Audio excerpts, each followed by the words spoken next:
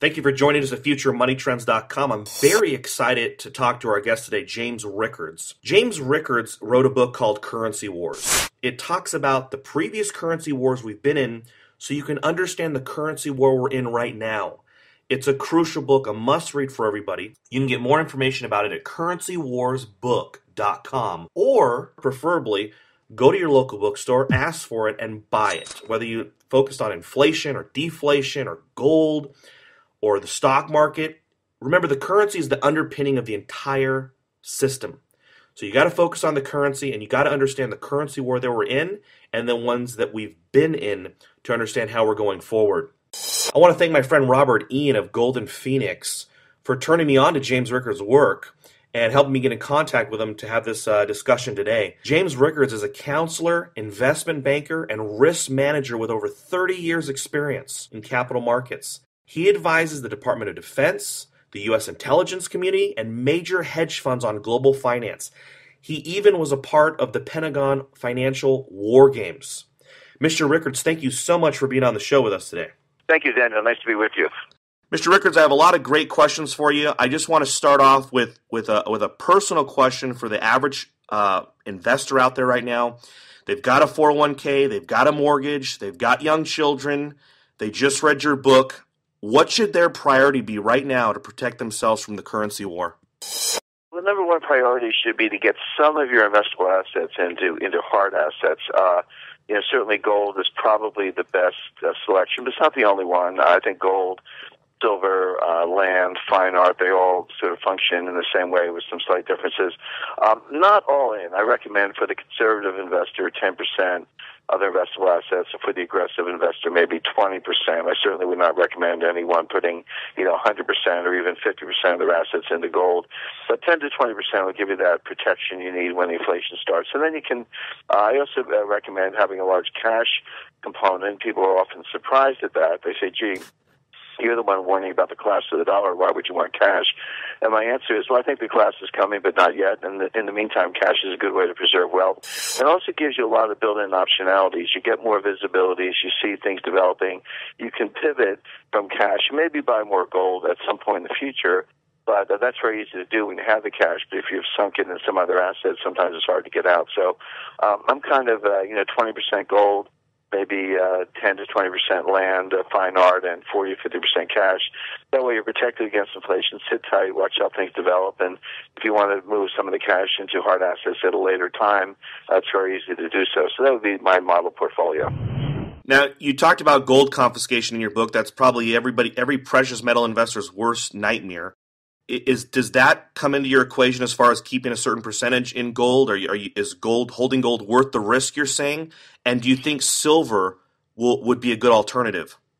I think silver has a place for a couple of reasons. Number one, any kind of diversification is good. So if you decide you want a certain component in precious metals, it's good to divide it up between gold and silver to some extent. But again, it is diversifying.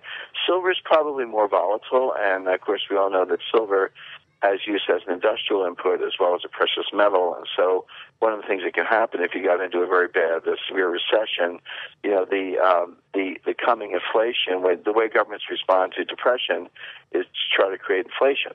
That's why precious metals do well in depressions and do well in deflation, because it's one thing that governments can always deflate against. And so in a deflationary scenario, and we're seeing some signs of that, right now actually with our new inflation numbers coming out, silver could do well on the precious metal vector, but it could do poorly on the industrial input vector. So it's kind of, push me, pull you. It's kind of moving in both directions, whereas gold has almost no industrial applications. So it's a pure monetary standard, a pure play.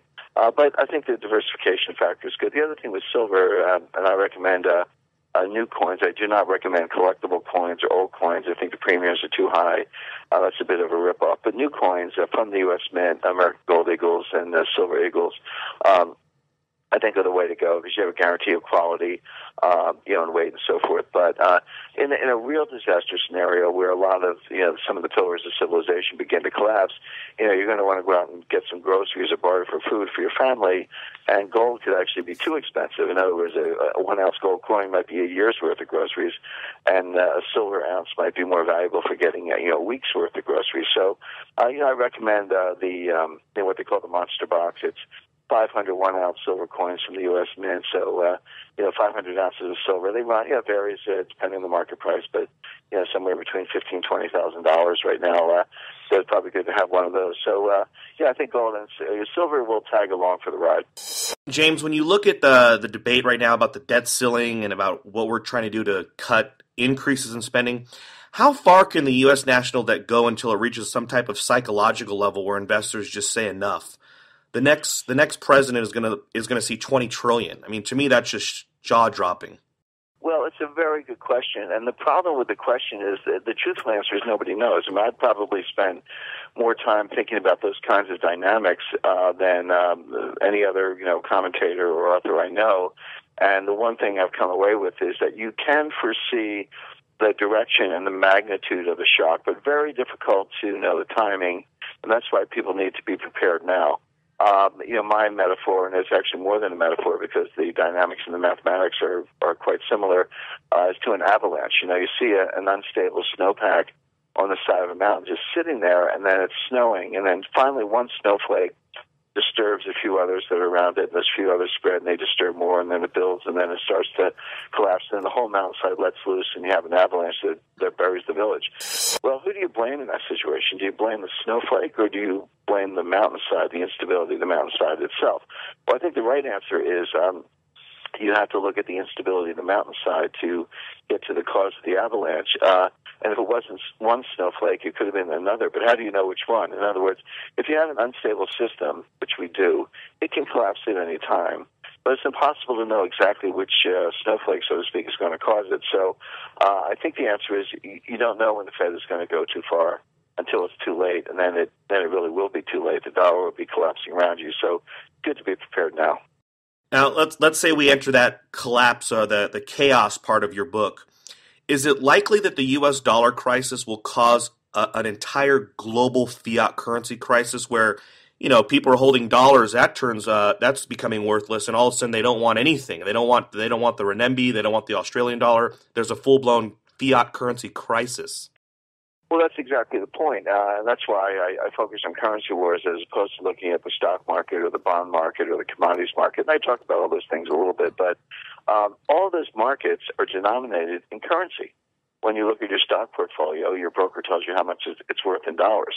When you look at your bond portfolio, your broker tells you how much it's worth in dollars, et cetera, et cetera. And so if you lose confidence in the dollar, you're going to simultaneously lose confidence in everything because you say, oh, my goodness, I've got these stocks, but they're denominated in dollars, and the dollar's collapsing, so my stocks are collapsing too. And that's the point.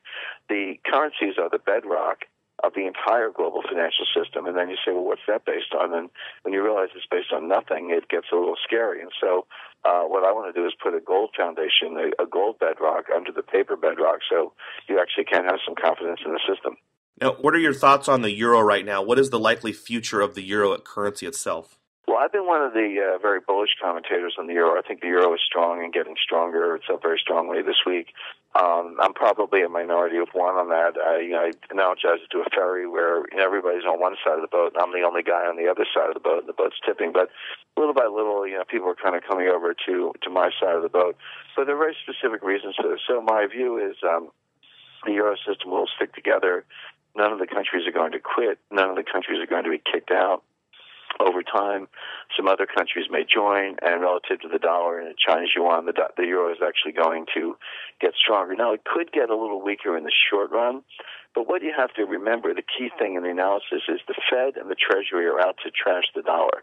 The Fed and the Treasury want a weak dollar, and this is what the currency wars are all about. But in a currency war, if somebody's going to be weak, that means somebody else has to be strong. Not everybody can devalue at the same time. At least comparing currency to currency. And so if the U.S. has a weak dollar policy, that means the euro has to get stronger because the euro can't be weak too. So one of two things is going to happen. Either the euro will get a little stronger on its own for intrinsic reasons because they are getting their act together on the fiscal and monetary side, or the euro will get weaker, in which case the Fed will crank up the printing presses. That will be QE3 or some variation of QE3, and then the euro will get strong again. So it'll either go straight up or it'll go down a little bit and then back up. But either way, the euro is going to end up stronger. Now, any conflict with Iran, would that actually make the dollar stronger? Because that typically would be global instability. People, want to flight to safety. I think that's right. A lot of people have been very, curious about the dollar dynamics this year, and they say, well, they'll read my book or listen to one of my interviews and they'll say, wait a second, Jim, you're warning about the, potential collapse of the dollar. Every time we look, the dollar is getting stronger. Well, that's absolutely true. But the reason it's getting stronger is because everything else is falling apart. The Chinese economy is slowing down. Europe's got the sovereign debt crisis. We're looking at war in the Middle East, et cetera. And the dollar is a safe haven. Even people understand the value of gold, but a lot of times they've got diverse portfolios and they're losing everything, losing in other parts of the portfolio. Maybe your stocks are going down and you've got margin calls and you need cash, and people who like gold actually sometimes sell it just to raise cash, to meet their margin calls. And so in the short run, the dollar has this very powerful flight to quality feature, but at some point people are going to turn around and realize they've all run into, it's like the whole village is on fire. There's one place that's not on fire and they all run in there. And then suddenly it catches on fire too, and then that's when you'll see potential collapse of the dollar. It's an extreme outcome, but we're kind of heading in that direction for now. But remember, every time you see dollar strength, that's a signal for more money printing, because what the Fed wants the other day is a weak dollar. Now with Iran, it would be very Wilson-esque of Obama, just like Wilson, to run on as an anti-war candidate and then go to war.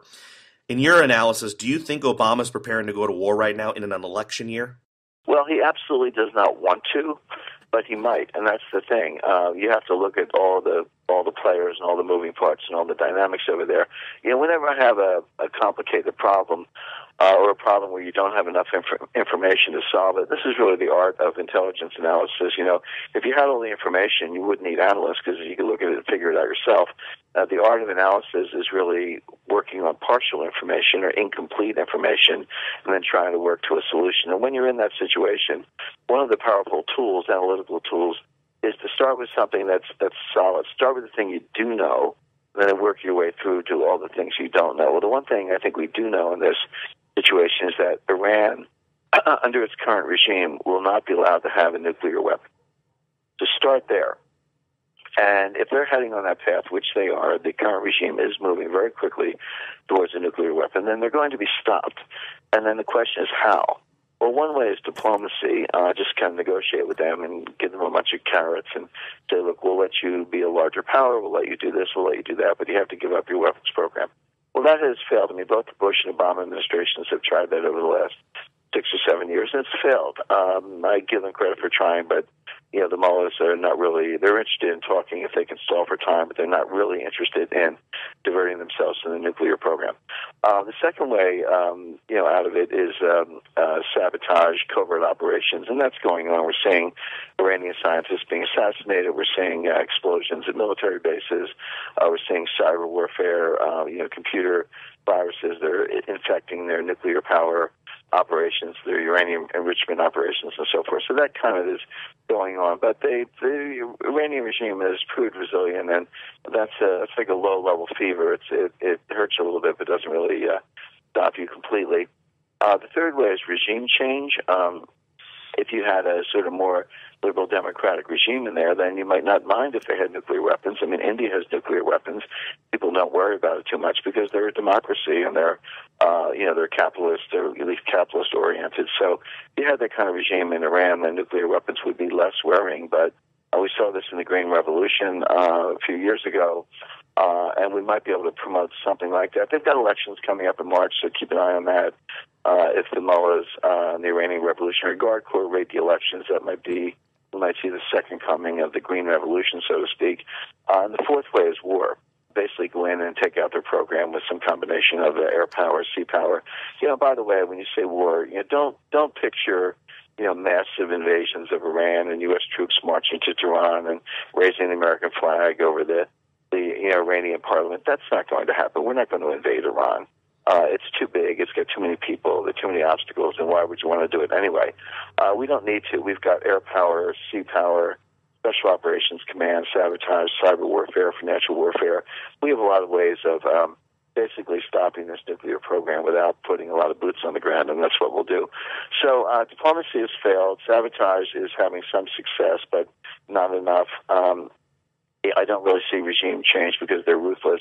I mean, they buy cranes from European and Asian manufacturers, and they use them to hang people. You know, they put the noose around your neck instead of using a scaffold. They dangle you from the crane. It's an utterly ruthless and evil regime, and so they're not going to give up power lightly. So once you start from the fact that they can't have the program, can't have the nuclear program, you see that they are heading for it, and all the other options fail, then the only thing left is war. When you look at the currency war, would you include Libya? Because there was several reports out that Gaddafi was advocating for a gold-backed African currency. Well, Gaddafi talked about that, but I think more to the point, Gaddafi had over 100 tons of gold. And now he's gone, but where's the gold? I don't know. I would love to know. That's a very interesting question. I'm sure it's highly secret information, but it's probably in a vault somewhere under U.S. military control. I'm sure we're going through the motions of saying that gold is available for the new Libyan government. But what is the new Libyan government? We see civil wars breaking out every day, so I'm sure no one's going to hand that gold over to a particular faction, only to find them using the gold to finance their military operations or their revolutionary operations and be overcome by another faction. So the gold's probably, this is a guess, I don't want to pretend I know this because I don't, but probably under military lock and key somewhere. But it's another example. The play in Libya was not just about oil, although that was the main play. It was also about gold. For 2012, what do you see as far as predictions go? I know it's hard to make a prediction with central planners. You never, they could change or do something, Operation Twist or quantitative easing. Do you see another round of quantitative easing? What do you see for gold this year? I do see something like quantitative easing. I think when it comes, and I think it may come in kind of mid-year, May, June timeframe, not this month or next month, but probably by the late spring, early summer. They may not call it quantitative easing. They may call it nominal GDP targeting. I mean, that's a mouthful, but what it means is that when you calculate the gross domestic product, it has two parts. It has a real part and then an inflationary part. And you add them together, you get nominal growth in GDP, or just what's the absolute value of the dollars. So, for example, you could have the economy growing at 2%, but you could have 3% inflation. So when you add the 2 plus 3, the actual amount of dollars goes up by 5%. And that's nominal GDP. And what the Fed is saying is, wait a second, we've got all this debt that we can't pay. National debt, corporate debt, individual debt, consumer debt, credit cards, student loans, home mortgages. And at the government level, it's not just the Treasury debt, but it's also Fannie Mae, Freddie Mac, FHA, VHA, Federal Home Loan Bank System, on and on and on. So we can't pay this debt off, or even close. We'll get to the point where we can't even service the interest. And for a lot of people, they're already there and they're filing for bankruptcy, et cetera. So what we need to do, the debt is nominal, so we need to target nominal GDP. That's a fancy way of saying they're not going to worry about inflation. In other words, they're going to say, let's get nominal GDP up 5 or 6%. And, by the way, if that happens to be 1% real and 4% inflation, to get to 5%, we don't care. And so that's as I say, it's a technical way of saying that they're going to re-inflate their way out of this. They more or less submitted that. Now this is it would still be printing. It would still be using the bond market to basically buy government bonds with freshly printed money. But the difference between that and QE is, remember, the two QE programs, they targeted specific amounts and specific dates. So in QE2, they said in November of 2010 that they were going to buy $600 billion of government bonds before June 2011, and they did. But you had a very specific 8-month period and a very specific amount. They're not going to do that next time, in my view, because it locks them in, and then people start counting the clock. They say, oh, gee, well, it's going to be over in 6 months, so then what are you going to do? And it becomes a separate issue. And what they're going to say, in effect, is, whatever it takes. We are going to engage in QE, but we're not going to put a time limit on it or an amount on it. We're just going to do whatever it takes to get to the desired nominal GDP to create enough inflation to pay down the debt. So it's just an inflationary program, and I kind of see that coming by May or June. Mr. Rickards, I got about time for about one more question. In the world of politics, you've got the Occupy people very upset at the banks. You got the Tea Party mad at bailouts, mad at spending, and then you've got this guy Ron Paul, who has the Federal Reserve right in his crosshairs. Do you see a 2012 or a 2016 a third-party candidate that is really anti-establishment actually making some gains? Yeah, I think that's very likely. By the way, right after the Iowa caucuses, Ron Paul gave an interview to Time Magazine, and the reporter asked him, a number of questions, typical questions, but then at the end said, Congressman Paul, what are you reading on the campaign trail? And Ron Paul said, I'm reading Currency Wars by James Rickards. So I was very, very happy to see that. But I think on a serious note, it shows you that the book is having some impact at the kind of highest levels of national politics. Now, I think with Ron Paul, what you may see, he's seen a little bit of an outside shot for the Republican nomination. I know that infuriates his loyal followers, but just trying to be an analyst instead of an advocate, that's a little bit of a long shot. But I do think his following is large. I think it's growing. I think it's committed, and I think they want a hearing. And so you might see Ron Paul start a third party. Of course, the irony of that is if he does, that pretty much assures Obama will be reelected, so we'll get 4 more years of Obama. So I think it's going to be a wild year, and fasten your seatbelts. Mr. Rickards, yeah, I actually, I was telling you through email when we were setting up this interview, I was reading your book. I got totally hooked. I left it in a hotel in San Francisco, and then when I went to get the book again, I had to wait 2 weeks because every time I went to a different Barnes & Nobles, they didn't have it.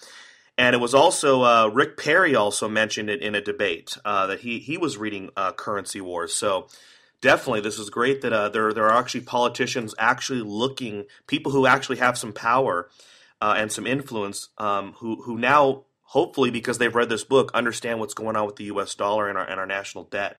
I'm very grateful that Governor Perry and Ron Paul have both read the book, and I wish Mitt Romney would do the same. Mr. Rickards, if somebody would like to reach out to you, obviously they can read this book, Currency Wars, which I highly recommend. Is there a way to contact you if somebody had a question for you? Yeah, the best way to be in touch is probably my Twitter feed. My Twitter handle is @JamesG.Rickards. By the way, you don't have to join Twitter in order to follow my feed. You can just type in @JamesG.Rickards in any web browser, and it'll throw you over to my Twitter feed. And then I put out a lot of information, commentary on the international monetary system. So that's a good way to kind of keep up day to day with what I'm doing. And then there are just ways, if you know Twitter, to if you send out a tweet, mention my handle @JamesG.Rickards, I'll see it in the mentioned file, and I actually try very hard to get back to people and answer questions. So I think Twitter is the best way to see the kind of the latest thinking I have, and also to be in touch. Well, thank you so much for your time, sir. We really appreciate it. Thank you, Daniel.